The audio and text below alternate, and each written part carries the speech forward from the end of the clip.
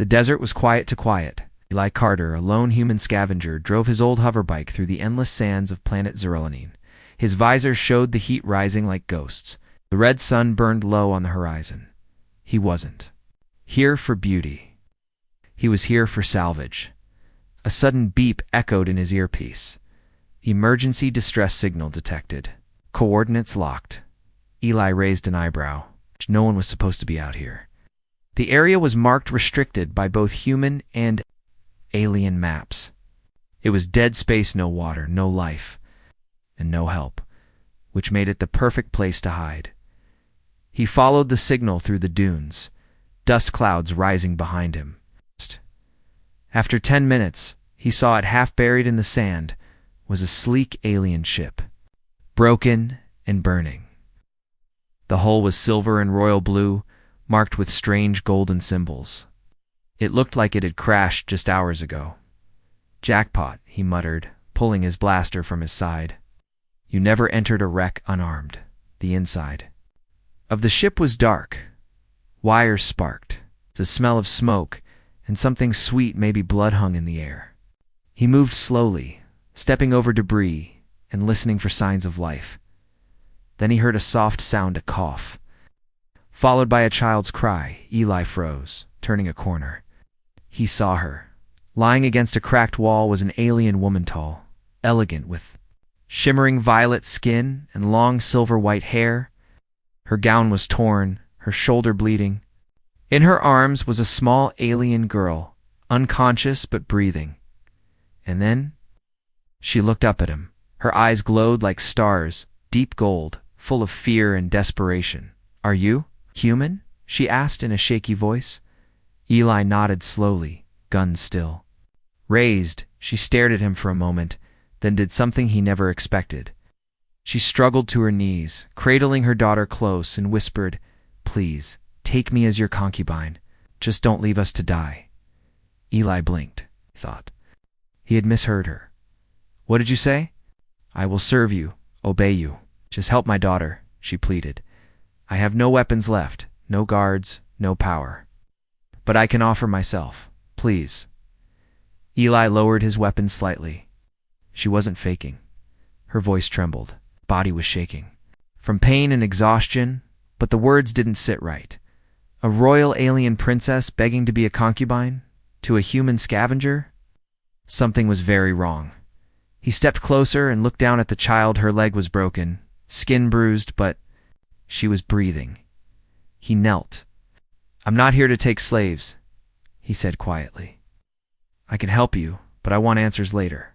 Her eyes softened. She bowed her head. "Thank you, human." He carried the girl out first, wrapping her in his coat. Then he came back for the woman. She was too weak to walk, so he supported her as they limped out of the wreck. His bike could only carry 2, but he found a way strapping supplies down and holding the child tight between them as the sun began to set. Eli drove toward the nearest outpost 20 miles away. The woman leaning against him finally spoke. "My name is Solari," she whispered. "You're royalty, aren't you?" He asked. She hesitated. "I was, but my world is gone. My people betrayed me. They want my daughter dead. She's the last of my bloodline."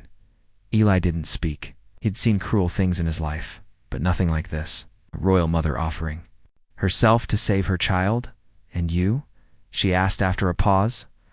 "What's your name?" "Eli Carter, junk scavenger, part-time idiot." She gave a small, tired smile. "Then I owe my life to a kind idiot." As night fell and the stars above glowed red, Eli couldn't stop thinking about what she had said inside that wreck. "Take me as your concubine." It wasn't just fear, it was culture. She truly believed that was the only way a human would help her. What kind of galaxy did she come from? More importantly, who was still hunting her? And why did he feel like this was only the beginning? Eli. Carter drove through the night with the alien child cradled in one arm and the unconscious princess leaning against his back. The desert winds howled across the dunes like ghostly whispers, brushing past his face visor. He didn't look back, but his mind kept circling the same question. Why would a royal alien elegant, powerful for herself like that? Not just to survive, but like it was the only option she knew.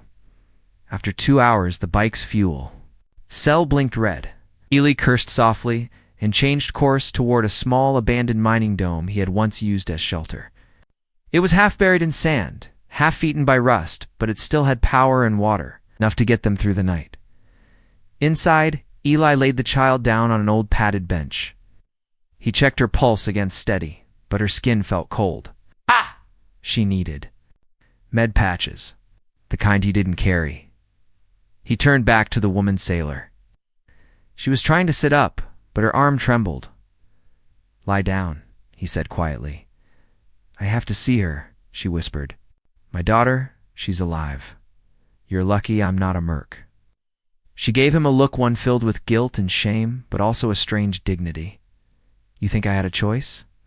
she said, voice barely audible. "Where I come from, offering oneself is not shameful. It is survival. Our people were trained for that in times of war, and this is worse than war." Eli sat across from her, wiping sweat from his brow. "Who attacked you?" She hesitated, then answered, "My own blood. My cousin took the throne. I refused to marry him. He wanted no challengers to the crown. So he tried to kill me and my daughter." Eli stared at her. "God, your people just let that happen." They cheered, she said bitterly, because they were promised safety and riches. She looked at her daughter, sleeping restlessly, and her voice broke. "She's 7. She doesn't know why we're running. She just knows I can't protect her alone anymore." Eli looked away. He had seen desperation before, families fleeing colonies, soldiers dying alone in bunkers, but this was different. This was a mother who had already lost everything and was now fighting not for revenge, not for power, but for a future her daughter might never see. "You said your name's Sailari," Eli muttered. "That's a royal name, isn't it?" She gave a slight nod. "Then you're in real danger," he continued. "If bounty hunters pick up your trail, they won't stop." She met his eyes. "I know, that's why I begged you. I don't expect kindness, just help." Eli stood and walked toward a broken locker. Inside, he found some old human medkits, not much, just enough for temporary relief. He returned and began patching her shoulder without a word. She didn't flinch. But she didn't thank him either. "You said you'd serve me," Eli said. Suddenly, not looking at her, she froze. He turned to her. "I don't want that, but I want the truth." Her lips parted, then slowly closed again. "You don't know what you've stepped into, Eli Carter," she said. "You think you saved a mother and child? Oh, but you just involved yourself in a royal blood feud, one that has already killed thousands." "I didn't ask for that," he muttered. "No," she said, leaning forward. "But the moment you lifted us from that wreck, you became a target too." The silence between them thickened. Eli sat back down, running his hands through his hair. "So what now?" he asked. Sailari looked at her daughter and whispered, "We move, before morning." Shook his head. "You can't travel. You'll bleed out." "Then we'll die here," she replied calmly. Eli stood again. "No, I know someone who might help. He's a friend used to run black market medical for war refugees. But he won't talk to aliens unless he's paid." "I have nothing left to give?" Eli stared at her, thinking. Then his eyes settled on a small bracelet around her wrist. The thin band of metal with glowing symbols. "What's that?" She pulled her arm away. "Royal seal. Biometric. Worth a kingdom's ransom." Eli crossed his arms. "Would it be enough to save your life?" She looked at him for a long moment, then slowly took it off and handed it to him. Eli took it silently, then walked toward the doorway. "Watch the door. If anyone but me comes through, run." He stepped out into the desert night again, and Sailari looked down at her daughter, brushing her white hair gently. "We have a little more time now," she whispered. "Just a little more." But far above, in the dark skies of Zerolani, a small black ship drifted silently, tracking. The signal she didn't know was still active. The hunt had already begun. Eli's boots sank into the desert sand as he trudged across the barren wasteland under a dull red sky. The princess's bracelet, still warm from her wrist, pulsed softly in his pocket. He had lied to Sailari about one thing: his friend wasn't nearby. In fact, he hadn't seen Malco in 3 years, and last time they met, they nearly shot each other over a bad trade. But Malco ran a secret medic camp near the old junk fields. Hidden beneath a collapsed orbital engine, if he was still alive, he could help. If not, well, Eli was running out of options. He pushed through the wind for miles until he spotted the jagged remains of the broken engine. It's a mountain of twisted black steel half swallowed by sand. He approached the hidden hatch and pounded the side. 3 times, then pause. Then 2 more times. A small turret rose from the sand and aimed straight at his head.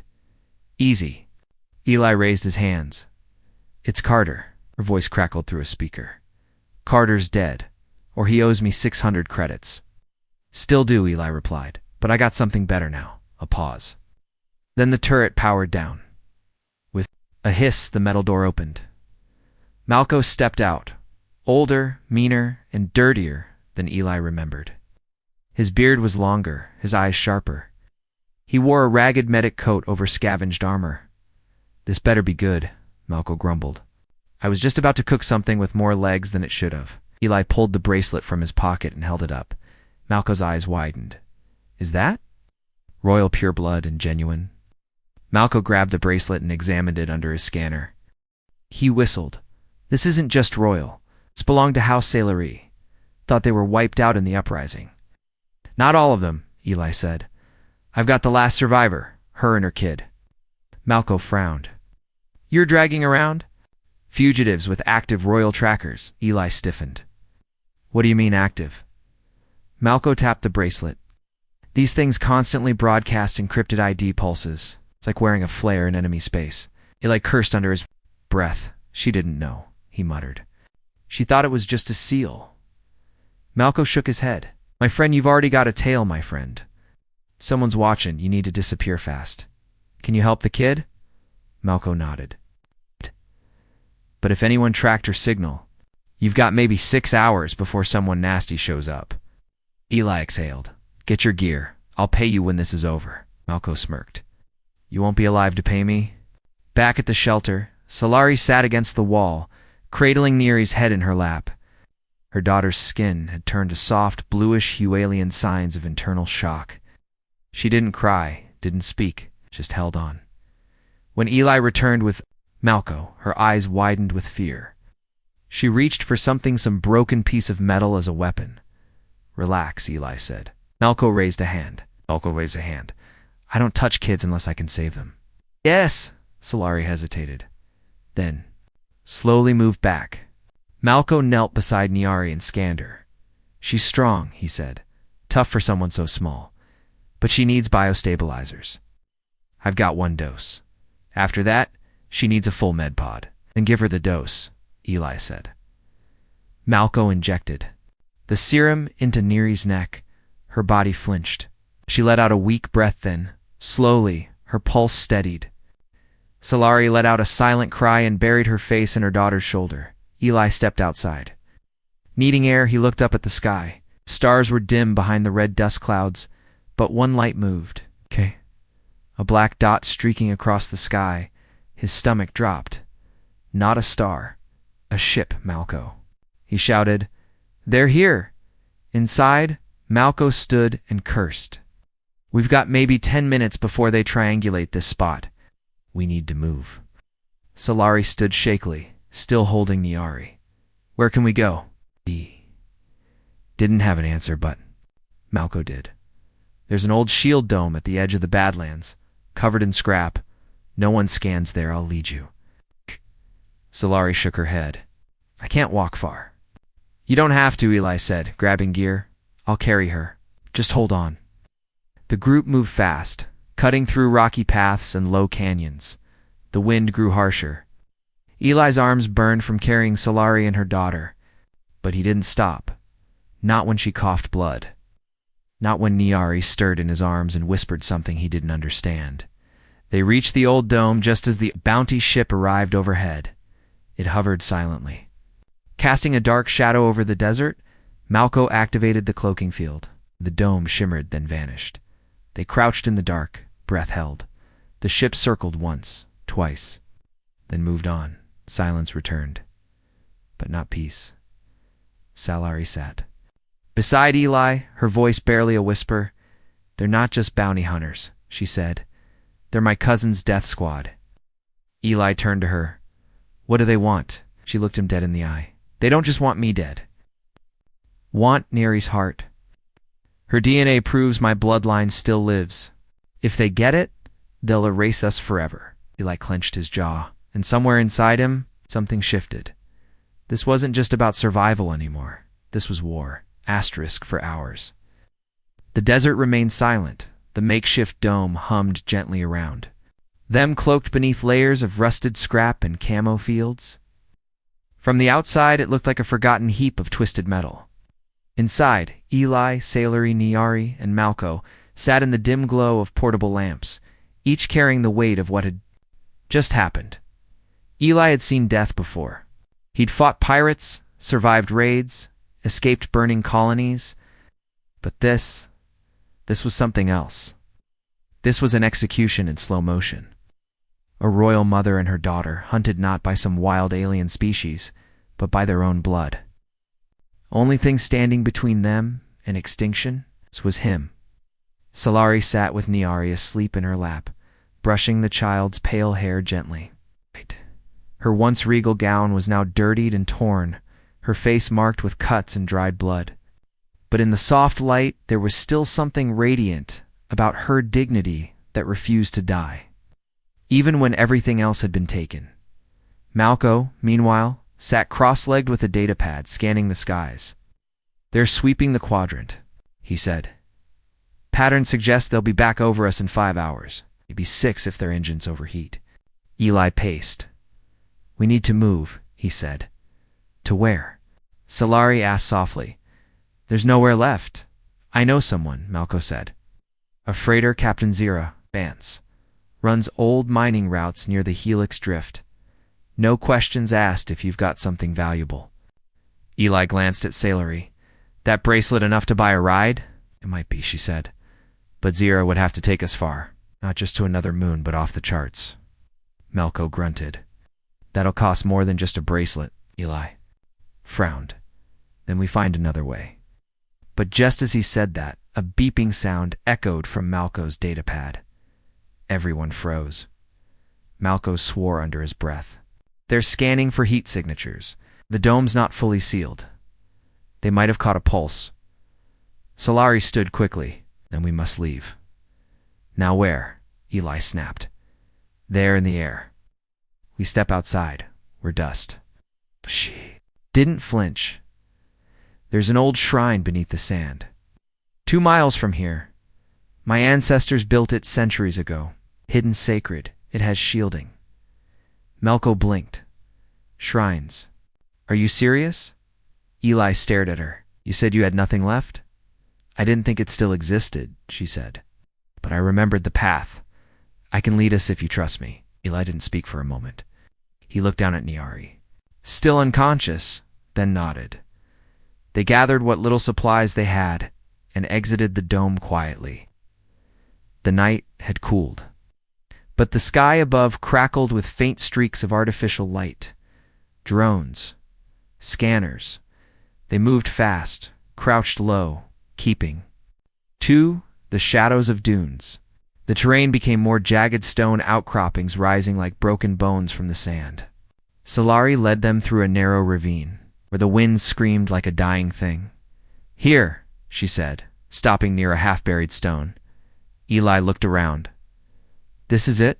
Salari knelt and pressed her palm against the stone. The alien symbols. Across its surface glowed faintly, then brighter, then split open like a mechanical flower. Beneath it, staircase spiraled into darkness. Malco whistled low. "Well, damn." They descended quickly. The air grew colder. The walls hummed with ancient energy. Then at the base they entered a chamber that stole Eli's breath. The shrine was vast, circular, with a dome ceiling of dark crystal that pulsed like a heartbeat. Symbols lined the walls in gold. In the center, a raised platform with a stone cradle, like an altar. "This was built for protection," Salari said. "For the royal bloodline to hide." If the stars turned against us? She laid Niari gently onto the altar. The platform adjusted automatically, scanning her body and wrapping it in a soft cocoon of light. Niari stirred, then relaxed. She'll heal better here, Solari said. This place recognizes her. Eli walked slowly around the room, touching the walls. All this time, this was here. My people forgot, or chose to forget. The shrine remembers. Malco dropped his gear with a heavy sigh. Well, I'll admit it to her. Full of surprises, princess. Salary didn't smile. Instead, she walked to a side chamber, placed her hand on another panel and armor, slid open from the wall.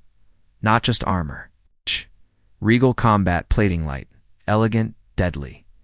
She picked up a small device, clipped it to her arm, and looked back at. Eli, you saved us more than once, she said. But I can't keep running. If they find us here, I fight. Eli raised an eyebrow. You sure you're ready for that? She turned, golden eyes glowing. I was born ready.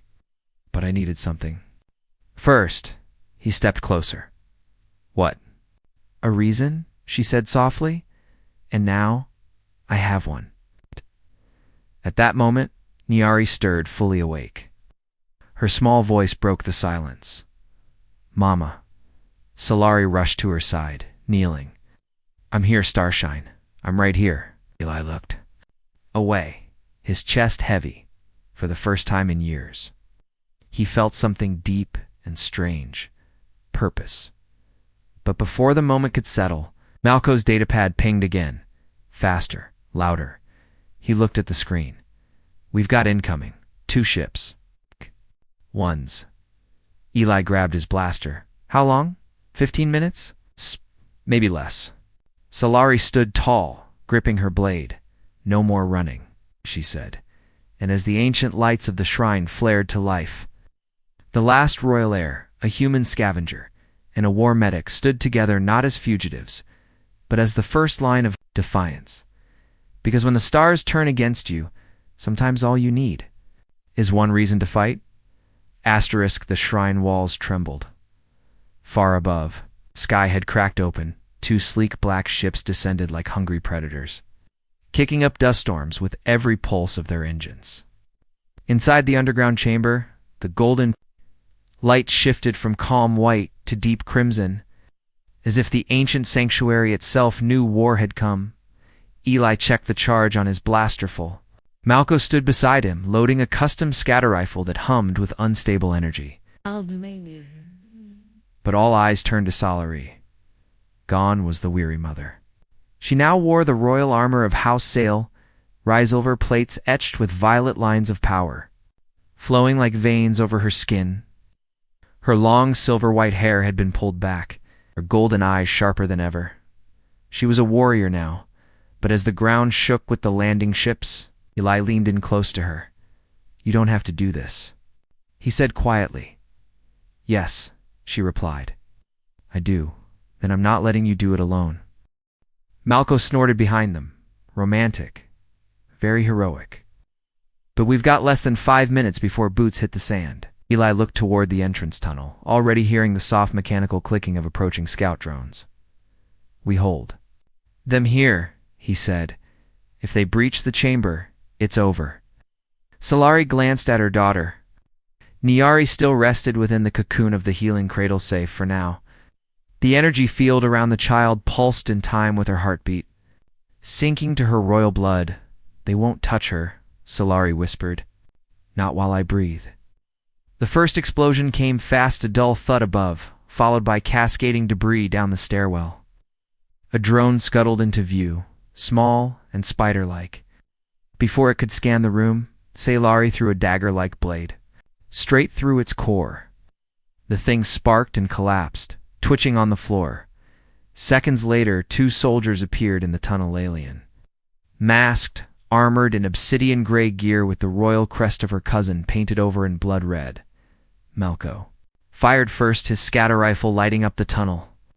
1 soldier went down in a spray of smoke. The second ducked behind cover and returned fire. Energy bolts slamming into the stone.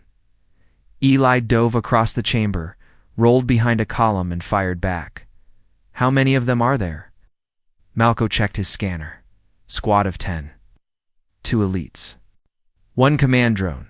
And oh, great, a biomech, Eli groaned. You had to bring a biomech? The air thickened as the tunnel filled with the sound of hydraulic limbs. A towering figure stepped into view, 8 feet tall, 4 arms, gleaming, red eyes behind armored plating. A living tank. Celery narrowed her gaze. That's my cousin's pet butcher. He sent it to kill me once before. Eli raised his blaster. Time for round 2. They fought as a unit, desperate, brutal, and outnumbered. Eli provided cover. Fire while Malco laid traps using old magnetic mines. Solari moved like a shadow, striking down soldiers with deadly precision, her twin blades singing through the air. Each movement was graceful, but lethal, forged by years of royal combat training hidden beneath her gentle surface. But the biomech was unstoppable. It stormed into the chamber, smashing columns, throwing debris, and launching plasma bursts that scorched the stone. One strike nearly collapsed the roof, forcing Eli and Malco to dive out of the way. We can't hold much longer, Malco yelled, blood running from a cut on his forehead. Eli pulled a damaged charge pack from his belt. We don't have to, just enough time. Solari fought her way to the biomech, locking eyes with the towering monster. It recognized her. Its voice was cold and mechanical. Royal traitor. Bloodline termination in progress. She stood tall. Come and try. They clashed, Solari darting between its arms, dodging crushing blows, slicing through its armor. But she was tiring. Then Eli shouted from behind a fallen pillar. Now, he tossed the overcharged pack toward the biomechs. Feet. Malco shot at midair. The explosion rocked the chamber. The biomech staggered, its lower limbs blasted apart. Sparks flew from its back, and Solari leapt up, driving both blades into its core. It fell backward with a final roar, crashing onto the stone floor. Silent smoke filled the room. Eli coughed, emerging from the rubble, and saw Solari on her knees, blood dripping from her side. He ran to her, grabbing her before she could fall. You're okay, he said, gripping her hand. I've had worse, she whispered, smiling faintly. Behind them, Malco groaned as he pulled himself to his feet. Remind me never to team up. With royals again? Eli helped Solari stand. You saved her, he said. Your daughter. You didn't run. She turned her head, gazing at Niari inside the glowing cradle. She's stronger than I am, Solari said. She deserves a world where she doesn't have to run. But their relief was short-lived. From the stairs, the sound of boots echoed again.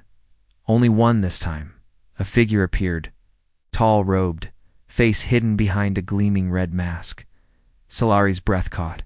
It's him. Eli looked between her and the masked figure. Your cousin? She nodded. He removed the mask. His face was smooth, elegant, untouched by war. His eyes were the same gold as Solaris's, but cold and empty. He looked at the dead soldiers, the burning wreckage, and the shattered biomech. Then he looked at her. You've made quite a mess, he said calmly. But it ends here. Give me the child, Solari. You've had your rebellion. Solari didn't move. Eli stepped forward. Over my dead body. The cousin's eyes narrowed. As you wish. Asterisk time froze in the shrine. The chamber still echoed with the crash of stone and the scent of scorched metal. But none of that mattered. Now, standing at the entrance, his robes untouched by dust or blood, was the man Solari had once called kin, the cousin, who now hunted her like prey. He stepped forward slowly, each movement measured, confident, dangerous. Eli raised his blaster. Finger tight on the trigger. One more step and I fire. The man didn't stop. His voice was smooth, cruel in its calm. You won't shoot me, human. You still believe you're the hero in someone else's story. But you've already lost. You just don't know it. Yet Malco, leaning heavily on a shattered column, spat blood and cocked his rifle. Talks like a royal, smells like a traitor. The cousin stopped 3 paces from Solari, who now stood tall despite the blood seeping from the gash in her. Sighed. Her armor was cracked, her strength clearly fading, but her posture was unshaken. "You shouldn't have come here," she said coldly. He tilted his head. "Missed the chance to watch the last of your line finally kneel. You always wanted power," she said. "You never cared about our people." "I cared enough to save them," he snapped. "From a weak heir, from a dying name. Your daughter is the last mark that stands between me and a clean throne." His voice lowered. "Give her to me, and I will let you die quickly." Eli stepped in front of her, shielding her with his body. "No," he said. "You want her. You'll have to go through me." The cousin looked him over with thin disgust. A filthy scavenger guarding royal blood. How poetic. Then he lifted. His arm and energy shimmered around him. A thin blade of crackling plasma extended from his wrist gauntlet. He was armed. Fast. Before Eli could blink, the cousin lunged. Eli fired, but the plasma blade deflected the shot. The cousin moved like liquid death years of elite training in every motion. Eli ducked the next swing, rolled sideways, and fired. Again, missed. Malco shouted and launched a pulse grenade, but the cousin kicked it midair, sending it spinning back toward the wall. It exploded harmlessly behind them. Solari didn't wait. She drew her last blade and charged. Steel clashed. With plasma sparks showering the chamber, her cousin met her strike for strike, laughing as he pushed her back. "You were always good," he taunted. "But I was better." "You were never better," she hissed, blocking a deadly thrust. "Just didn't care who you stepped on." There, blades locked. He forced her down to one knee. "You're bleeding. Weak. I can end this now." She smiled through the pain. "Then why haven't you?" For a moment he hesitated. It's not out of guilt but calculation. And in that hesitation, Eli attacked from behind, swinging a piece of shattered metal like a club. It hit the cousin's back, staggering him forward. Solari sprang upward, slashing across his side. Blood splattered the floor. The cousin screamed and whirled, kicking her hard. She crashed into a wall, gasping in pain. "Enough," he roared. He turned his blade toward Neri's cradle, and that's when Eli lost control. He tackled the cousin full force, slamming him into the stone. They rolled, fists flying. The plasma blade sliced Eli's shoulder. He howled, but didn't let go. He punched the cousin in the face once, twice, till blood ran from his nose. But the cousin was stronger. He reversed the hold, grabbed Eli's throat, and began to squeeze. "I warned you," he growled. "You should have walked away." Eli clawed at his grip, vision blurring. His blaster was out of reach, and then a sound broke through. A small voice. "No." Niari, the healing cocoon had opened. She stood wobbly, glowing with faint golden light. The cousin froze. "You," he choked. "You should still be unconscious." She raised her tiny hand, and the shrine responded. The floor lit beneath her. Feet. The ancient walls pulsed with golden energy. Symbols blazed to life all around them. Solari coughed blood, but looked up in awe. She's awakening the blood right." Eli gasped, still pinned. The cousin turned toward the child Fury, and panic twisting his face. "You don't even understand your power!" he screamed. "You're just a child." But Neri's eyes had changed, no longer soft and afraid, they were sharp. Timeless. She lifted both hands, and the air itself trembled. A blast of energy erupted from her chest, not violent but undeniable. It struck the cousin like a hammer. Throwing him across the room, he hit the wall hard and slumped to the floor, groaning, stunned. Eli coughed, crawling to his knees. Niari walked to him, touched his arm, and whispered, "Don't let Mama go." He looked up at her in stunned silence. She smiled. "Your family now?" Behind them, Solari tried to rise, falling once, then catching herself. Elia rushed to her side and held her upright. She looked at Niari in wonder. The shrine answered. "Her," she claimed the blood right. "She's more than air now. She's hope." Eli helped her stand fully. "Hope or not," Malco said from behind a pillar. Weapon still raised. "He's getting back up." The cousin stirred, slowly rising, bloody and furious. But something had changed. The lights of the shrine no longer responded to him. The walls ignored his presence. The legacy of their ancestors, the power was no longer his. It had chosen, and it had chosen Nyari. He looked around, knowing. For the first time, fear showed in his golden eyes. "You lose," Salari said softly, and then Eli pulled the trigger. One shot. The cousin dropped. Silence. Eli lowered his blaster. Laurie collapsed into his arms. Breath. Shallow, but smiling. "You stayed," she whispered. "I told you," Eli said, brushing her hair back. "This isn't just your fight anymore." Behind them, Nyari stood tall, the child who was never meant to survive but now carried the legacy of a fallen empire, and outside, beyond the broken lands and bloodied stone, the future stirred. The wind over the Zarellan desert was quiet again. For the first time in days, there were no engines in the sky, no bounty hunters in pursuit, no whispers of death riding on the horizon. Just silence. And the soft hum of ancient power beneath their feet. Eli Carter stood near the entrance of the underground shrine, looking out across the wasteland. The rising sun painted the sand in gold and fire, and the last traces of battle were fading beneath the morning light. He was still sore, still bandaged, but alive. They all were. Behind him, Salari lay resting in the healer's chamber, her wounds finally beginning to mend. Nyari sat at her bedside, watching over her with wide, quiet eyes. Her tiny fingers now bore the royal sigil of House Sailor. It's not in metal, but glowing faintly in her skin. It had appeared after the shrine accepted her, marking her as not just the heir, but the rebirth of a lost bloodline.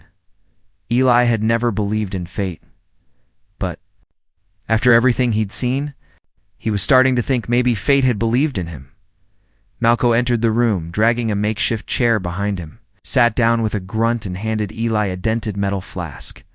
"You earned it," he said. Eli took a long swig and exhaled. "Thought we were all dead 2 days ago, yeah?" Malco replied. "We probably should have been." They sat in silence for a while. Then Malco spoke again. "What now?" That question had been clawing at Eli's mind since the moment the battle ended. What now? Salari's cousin was dead. The throne was still claimed by corrupt forces, but now the people had a symbol again, Nyari, and threw her a second chance.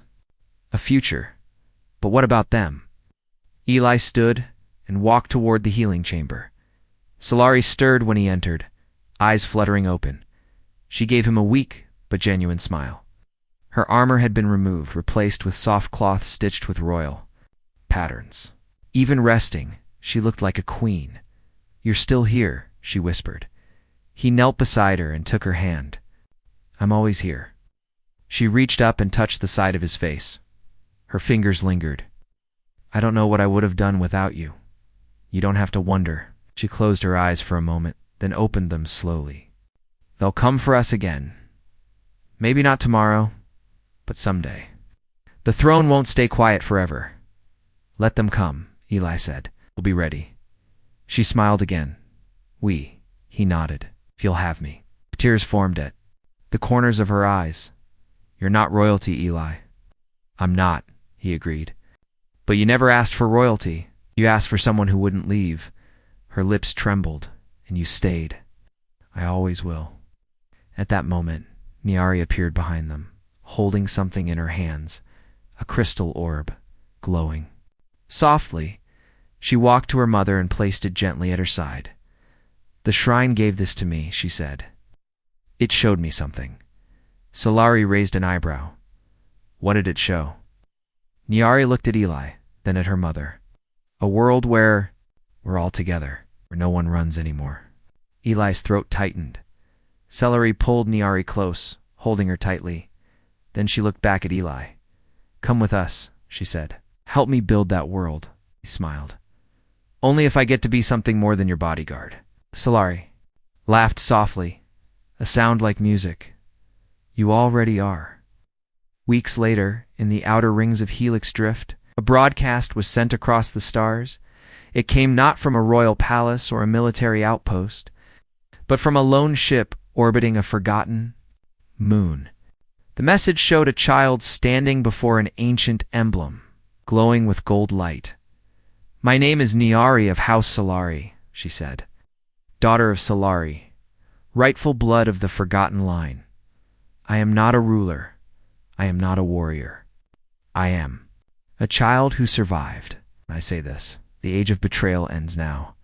Across 1,000 worlds, exiles and rebels lifted their heads. The empire had cracked, but something new was rising. On the bridge of that ship, Eli stood beside Solari, watching the stars. He had never imagined his life would turn out like this, from a scavenger drifting through ruins to protector of an alien princess. To something even more, he felt her fingers slide into his. Solari turned to him. "Concubine," she teased with a smirk. He groaned. "Are you ever going to let that go?" She leaned in. "You saved me when I had nothing. You gave Niari a father. You gave us hope." He smiled. "So, not a concubine then." She kissed him gently. "My equal." And so, the story of a hunted mother, a brave child, and a stubborn human ended not with war, but with something stronger, a family, in a galaxy built on power and lies. They chose truth and love. Because sometimes the greatest rebellion of all is refusing to give up on each other.